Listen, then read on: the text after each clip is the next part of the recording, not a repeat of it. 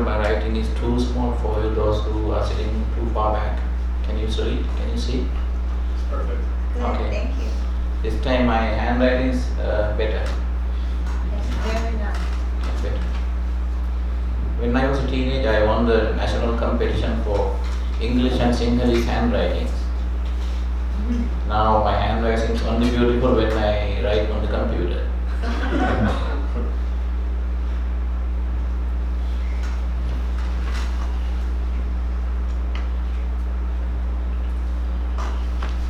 So approach to truth, satya, S-A-C-C-A, satya, which is Pali, and satya, S-A-T-Y-A, satya, which is Sanskrit. We're going to discuss this topic in few steps. The first step is exclusion of self as authority of satya by Buddha. Second, scriptural approach. Third, two levels of truth. Neyyatta, N-E-Y-Y-A-T-T-A. Neyyatta. And then B, Nitatta, N-I-T-A-T-T-A, Nitatta. And then of the two, the second step, scriptural approach, we will discuss that step in relation to in light of Kalama Sutra, which is very popular among people, even among non-Buddhists, especially in the West. And under Kalama, we will discuss how many points? 7 things that Buddha wants us to consider when we worship truth, or when we see what truth is. First one is oral history or divine revelations. 2, tradition. And number 3, reports of rumors. I think I put that in British spelling, right? Rumors. Yeah, S-P-R-U-M-O-R-S, rumors in American. Number 4, scripture or holy book.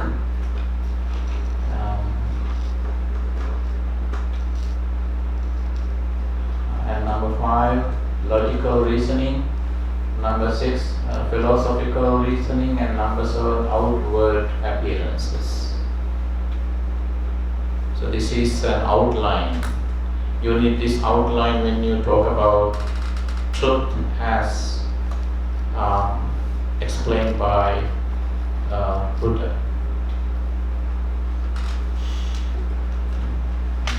If I remember this wrong, that there's one that is don't go by what a guru, a teacher, or a leader says.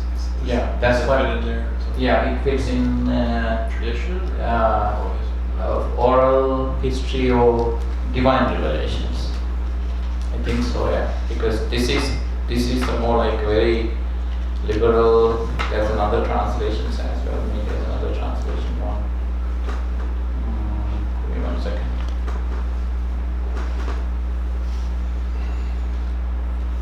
Yeah, the other straight from the Pali is do not go upon what has been acquired by repeated hearing, nor upon tradition, nor upon rumor, nor upon what is in scripture, nor upon surmise, nor upon axiom, nor upon spacious reasoning, nor upon a bias towards a notion that has been pondered over, nor upon others' seeming ability, Pavarupataya, nor upon consideration. I think consideration. The monk is our teacher, or that's where it fits in, yeah. Thank you for asking me that. And that's the, I think last one. Outward appearances. That's where the teacher comes in. That's where devotion in Buddha, teacher, master comes in. Thank you for asking that. It's good at the beginning. So,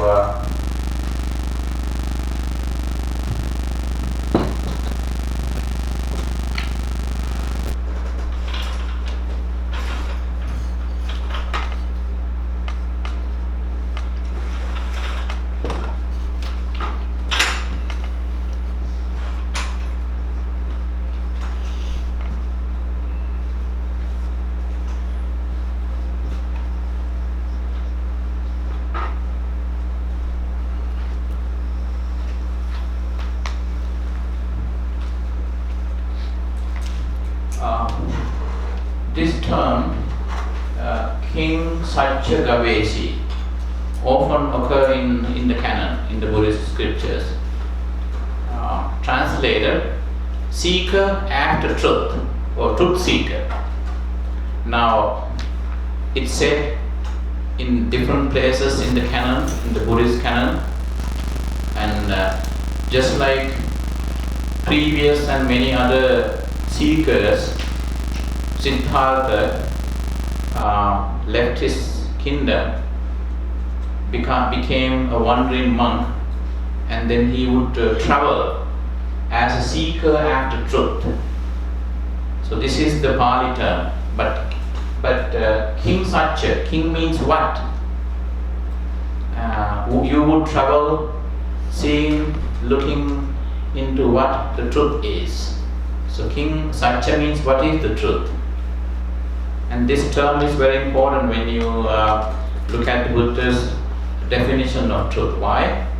It was part of common ascetic life or religious life. Whosoever, because there are, why Buddha used the term King Satcha Gavesi, actually it's a pre-Buddhist phrase. It was already in use by the time Buddha appeared, Siddhartha appeared. Why? Because there were so many truths that seekers were confused.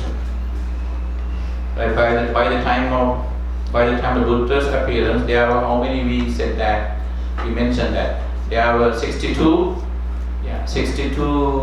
religious ideas, religious faiths. And then, can you imagine when each and every one of the 62 faiths say that my teaching is the truth, not everyone else's? When 62 people say the same thing, what happens to an unsuspected spiritual seeker? Confused, yeah. Before confusion, it makes sense, right? Usually it happens psychologically. When you listen to truths, usually in any religion, it makes sense at any point. When it's not a good thing when everything that you hear makes sense.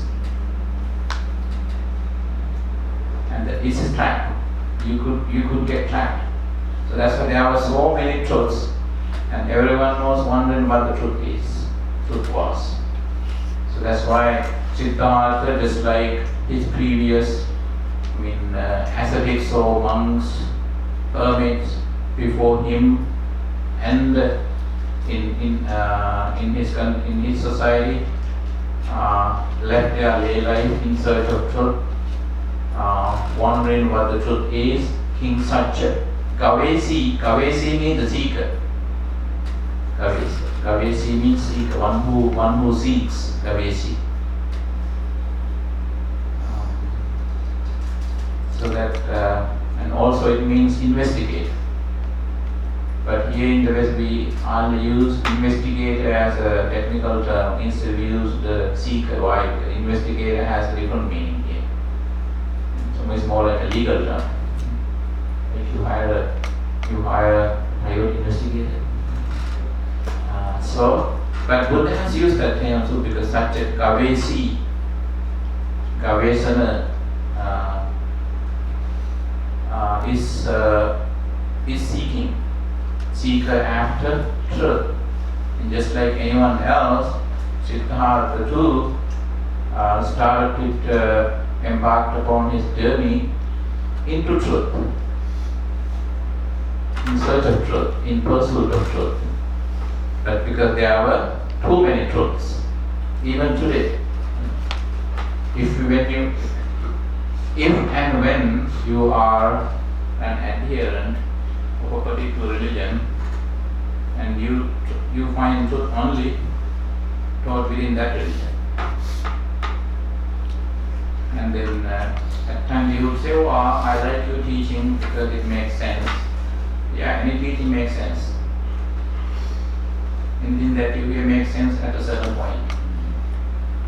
And of course, I study religion, and I have studied, I continue to do so. and then as I come across different religions, different ideas, everything that here makes sense at a certain point. So but still again it could be a trap. And then Siddhartha wasn't happy. So that's when we talk about usually in religion, truth is considered, truth is based on oral history or divine revelation. Revelation is more like it is in religion. Where does truth come from? The truth comes from above. Above means where? From the cosmos, from the divinity, from above, cosmic, universal. That's where the truth comes from. I had to do during my studies in thesis in Miami, I had studies on sainthood. I always had controversial things. My thesis was on sainthood in Buddhism and Judaism. Neither religion talks about saints, that's what I like. And my professor told, you are a fighter. Don't fight with me because my main supervisor was Jewish. And my second one was Orthodox Jewish. I had a lot of problem with. He even refused to sign my. I got through the white one, but he refused to sign my papers. I told him, if you don't find, I'm just going to walk away now. I'm not going to make any change. Okay, come over. So I like that. Anyway, he was one of my. To this day, I have a close relationship with that supervisor who refused to sign my papers. I thought that it makes sense. I thought, no, I must give more respect to him. So anyway, but still, my point was that when I talked about revelation as truth, the old covenant and the new covenant. First it was Moses who got the revelation from God. Second it was Jesus, the new covenant. Old Testament and New Testament. So I had to read both testaments and also Jewish texts. It was such a small thesis, but I had to read so much of literature just for a small thesis. Right? It was a typology, not really a long writing. It's a typology that I had to make. So all the way. The keyword was revelation. And then I had to talk about truth as manifested in Buddhism in terms of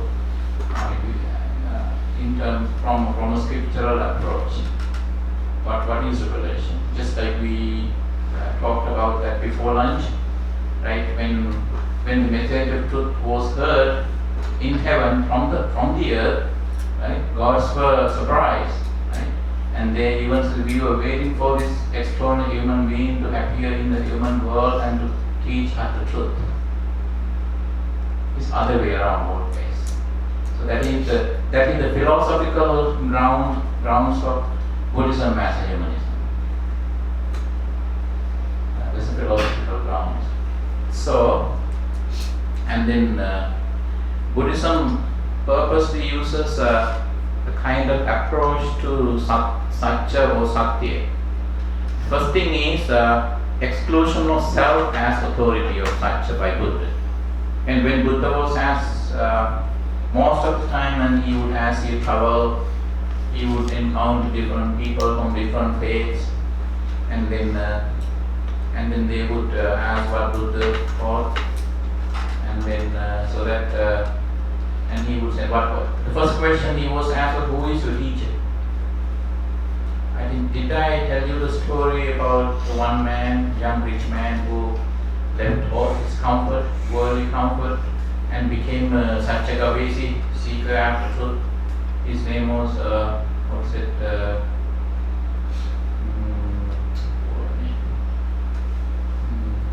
I'll tell his name. So right now he's anonymous. So and then this man, he's from a rich family, and it had been not that after, it was not long after Buddha had appeared in the world. Siddhartha had become the Buddha. So that this man heard, this young man heard that Buddha had now appeared in the world, and he heard that from through merchants, because he was a merchant himself. When they mentioned the term Buddha, and then he felt familiar with that term, because anyone speaking an Indian language would know what Buddha means, right? The last time we discussed the meaning. Buddha means the one who is awakened. Probably, and that's okay. Well, he is awakened, so what am I? Am I not? I think no, I am not. That's why he, right away, he decided to, he handed his business over to his family, and then he became a wandering monk, and he ordained himself. Most of the time during that time, there were self-ordained monks, and you ordain yourself. And so that now he would embark upon a spiritual journey. Before leaving his house, he shaved his head, put on some ascetic clothes like robes. Robes in that time, you would just throw a piece of yellow robe cloth on your left shoulder when you travel, and then usually you cover your both shoulders. When you talk to someone, see someone, so that you would throw it on your left shoulder. I'm wearing my robe. And then he became a wandering monk himself. Then what happened? He told himself, maybe maybe or may not be that I see him, the Buddha, one day, but my ordination is for him. If I am lucky, I should be able to see him one day. So that is when now he would, months pass by, and he would be just like any other wandering monk. And then, as it was a custom that he would sleep over, pass the night in one of the common areas. That's called one of the industrial places was that a pottery factory, clay pots. So that and he would pass. One day he happened to drop by such a place to pass the night, sleep over, and then as he entered the place, and it was already crowded. There were so many people wearing robes in different ways, in different garb, but they were all as hermit monks, and then they were debating with each other. There was a big noise, and then he saw another young man sitting in lotus position, like in meditation, and he was calm. There was no one else talking to him. He wasn't talking to anyone. He thought that there was no one to talk, there's no one else that I should talk to. Why not approach that man and speak with him? So approach him, and he opened his eyes and he spoke, and he has, okay, everyone else is debating, but you are quiet. I think I am too. I am that sort of person too. And then he asked, who is your teacher? Why? That would be the opening phrase in a dialogue between spiritual people way back in the 6th century BCE. When you are a spiritual person and when you ask a spiritual question from a spiritual person, always the opening phrase would be, who is your teacher? Why is that? Because it's a guru culture. And then perhaps you identify an adherence or follow a certain teacher based on the teacher's name. It's like it's like your garment, the clothes that you, and then so that you go by the brand name. So even if it's worn out, but the brand is popular, it doesn't matter the garment is worn out. What matters is the brand. So, and then he said that, and then he answered, I don't have a teacher. He said, I don't have a teacher. but you must have a kind of teacher. No, I don't have at all. But you must believe in something, because there should be something that made you to become a monk. Probably you can tell me that. And that's what he explained. And after, toward the end of his explanation, he said that according to teachings, now this man, and he became very, motivated and said, I never thought that I would see my Buddha in a place like this. And it was none other than the Buddha himself. But Buddha wanted to disclose his identity. And later on, Buddha, that's how Buddhas are. And Buddha let him know through his teaching what he was. And that's when it made sense. Nowhere have I heard the kind of thing that you have explained to me. You are the Buddha. It was the Buddha himself. Buddha not only not disclosed that he was the Buddha, before that he also refused to identify himself as a teacher. And he also said he didn't have a teacher. Nowhere has the Buddha said that he is a teacher. Why is that? Because he wants his audience to avoid getting trapped. That's why the Kalama Sutra is very popular. Now, so that the self-exclusion, he excluded himself from from identifying as being identified as a teacher, guru. That's the first point that I wanted to make. Second one is the scriptural approach. Now, you may see it whenever in religion in general, people look at the truth based on the personality of the teacher or their God, their guru. That's the starting point. But Buddha wanted his followers to start from the Buddha's personality. In the letters seeking after truth. Instead, he directed people to look at the truth within the scripture. But again, he refused to ask the people to accept the scripture as the authority. So Buddha refused to be the authority over the truth, so he is excluded. And he also wanted people not to consider the scripture as the authority. So the master or the teacher as the authority and the scripture as the authority.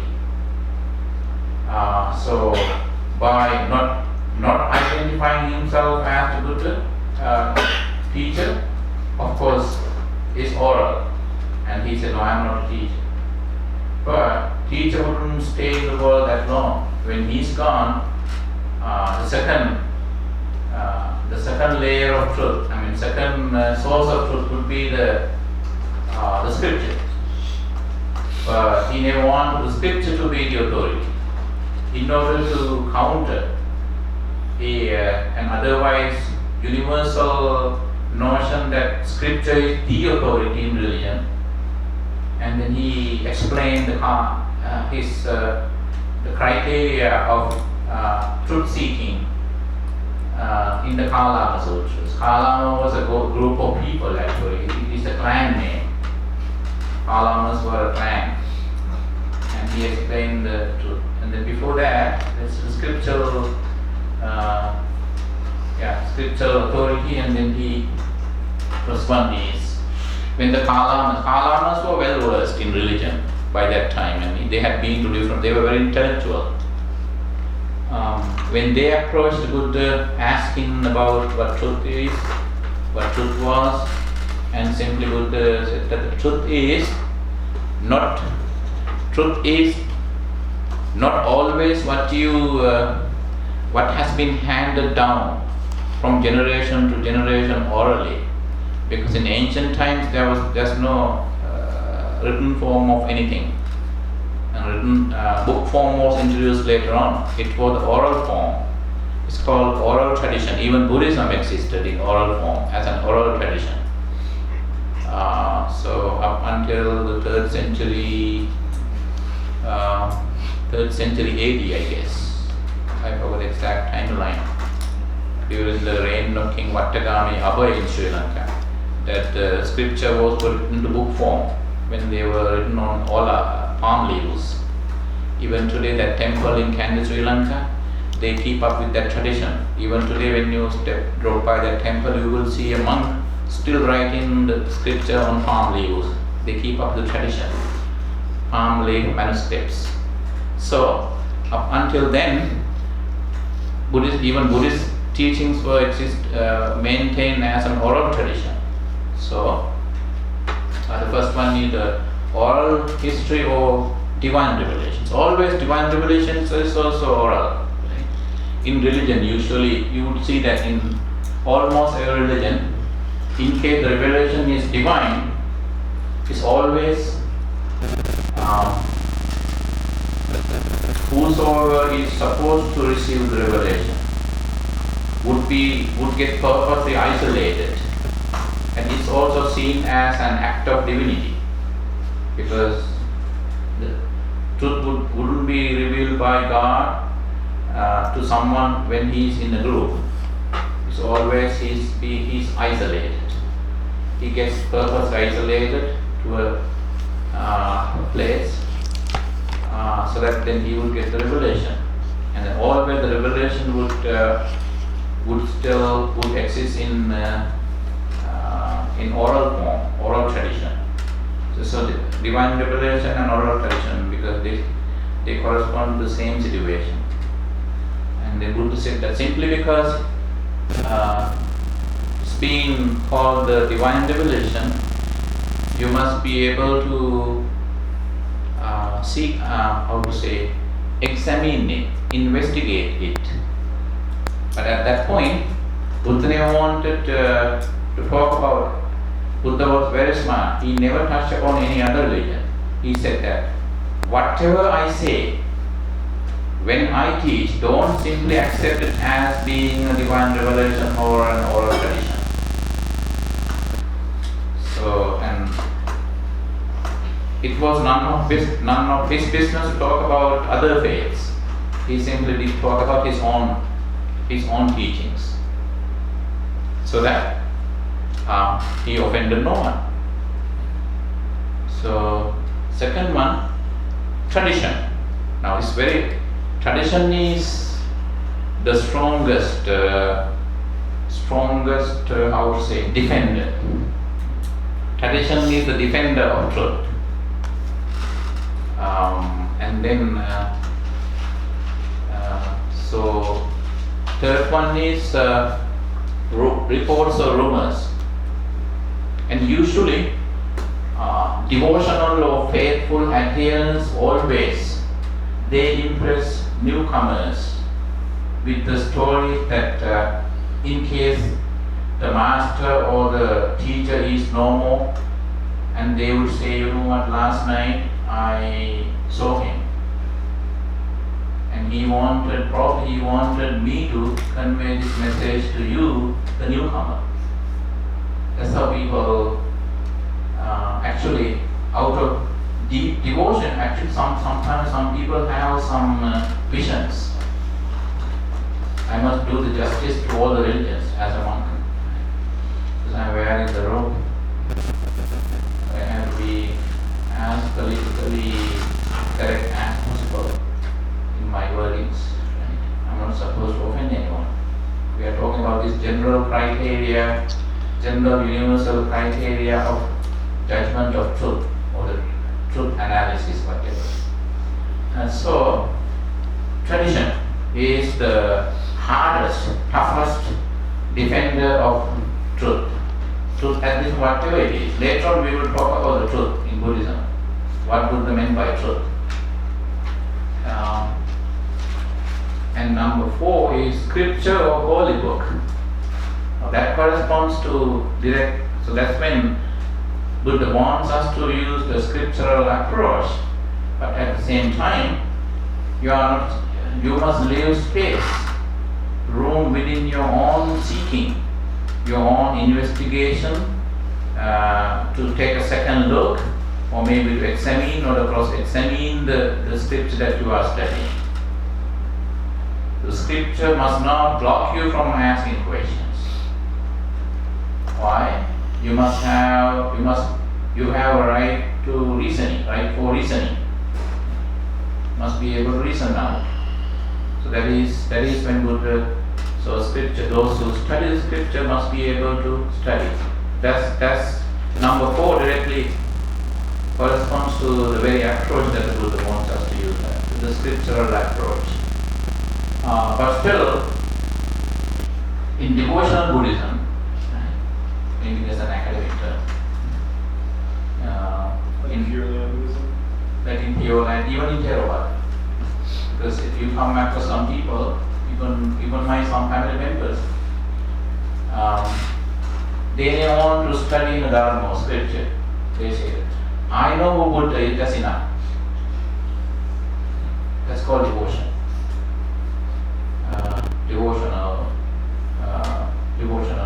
Devotionalism.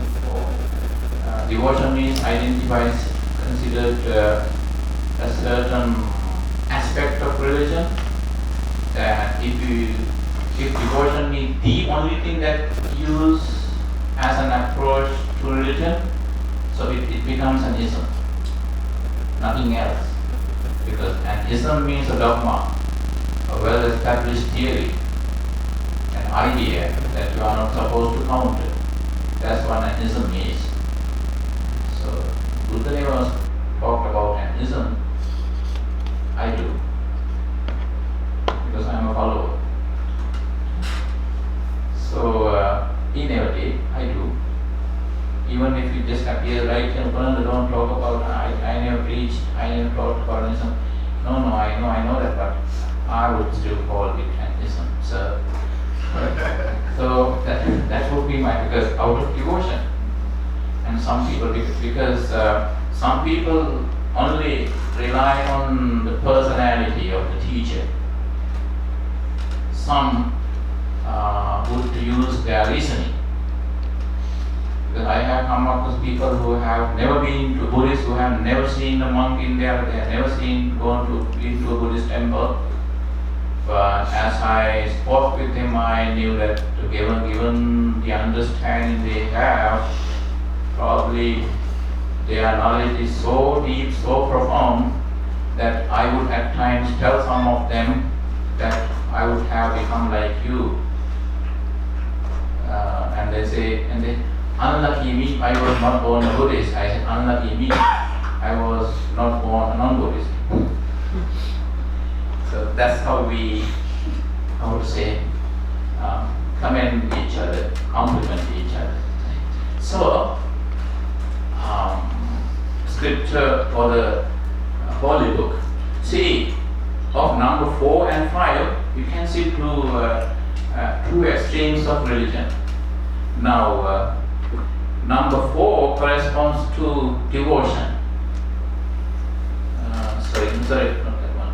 Number 1, oral tradition or divine revelations, or tradition, reports or rumors, and they all correspond to devotion.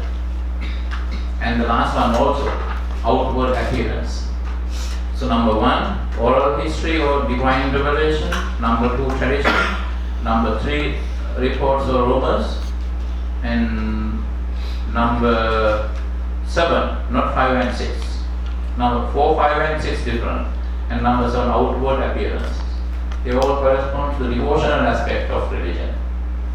Whereas number 4, 5 and 6 more or less corresponds to the reasoning of religion.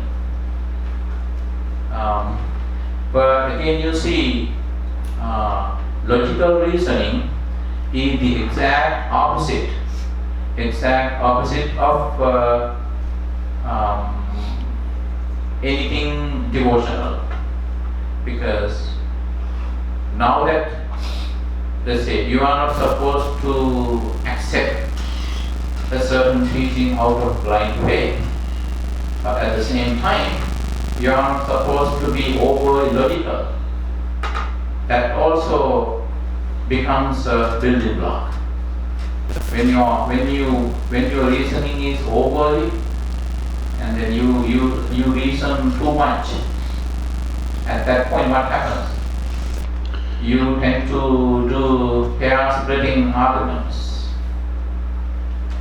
Hair-splitting arguments.